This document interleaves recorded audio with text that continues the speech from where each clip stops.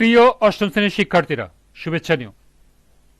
আজকে আমি তোমাদের বাংলা বিষয়ের নতুন বই সাহিত্য কণিকা থেকে গদ্য প্রথম অধ্যায় শরৎচন্দ্র চট্টোপাধ্যায়ের অতিথি স্মৃতি গল্প থেকে কর্ম অনুশীলনের সমাধান করে দেব। প্রথমে তোমাদের বলবো, যারা আমার চ্যানেলটি সাবস্ক্রাইব করো নাই তারা আমার চ্যানেলটি সাবস্ক্রাইব করবে এবং আমার সাথে থাকবে। তাহলে চলো আমরা ক্লাস শুরু করি। অতিথির স্মৃতি। তোমরা গল্পটি বাসায় রিডিং পড়ে নিও।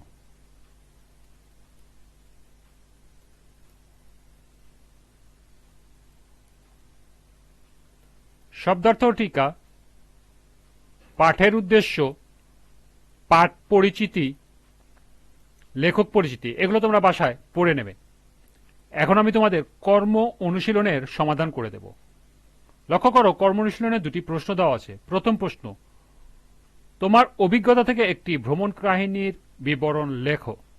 দ্বিতীয় প্রশ্ন, তোমার প্রিয় কোনো পশু বা পাখির কোনো আচরণ তোমার কাছে মানুষের আচরণের মতো মনে হয় তার একটি বর্ণনা দাও।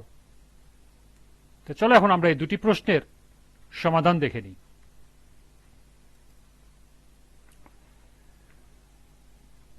প্রথম প্রশ্ন,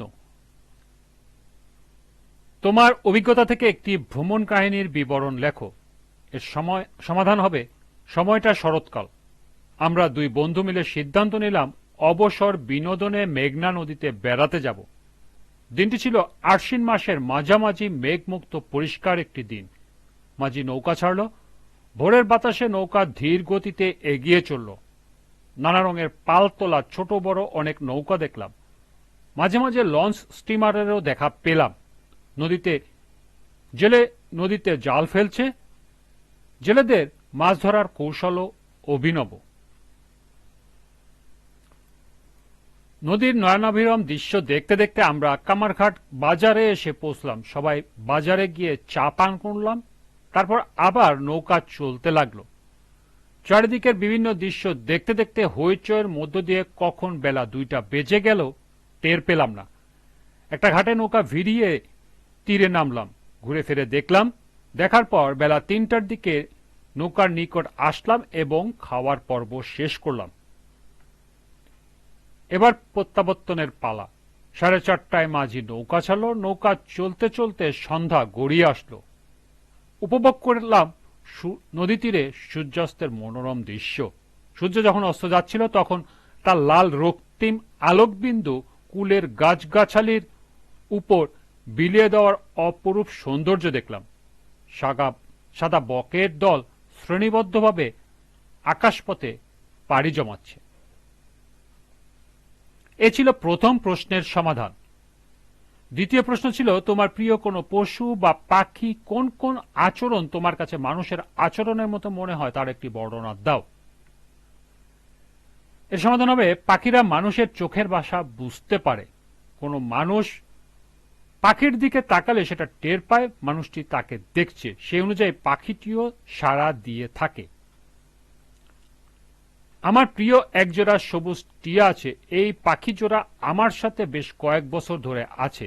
খাঁচায় থাকা এই পাখি জোড়াকে আমি নিয়মিত খাবার ও পানি দিয়ে থাকি এবং খাঁচা পরিচ্ছন্ন করে থাকি। এই পাখি জোড়াকে আমি কথা শিখিয়েছি। তাদের কথা বলার ধরন আমার কাছে মানুষের মতোই মনে হয়।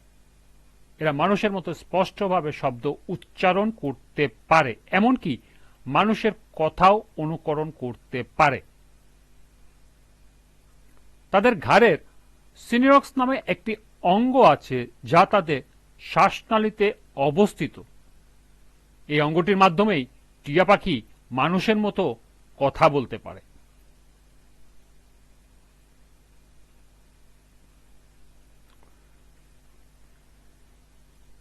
এই ছিল কর্ম অনুশীলনের দুটি প্রশ্নের সমাধান।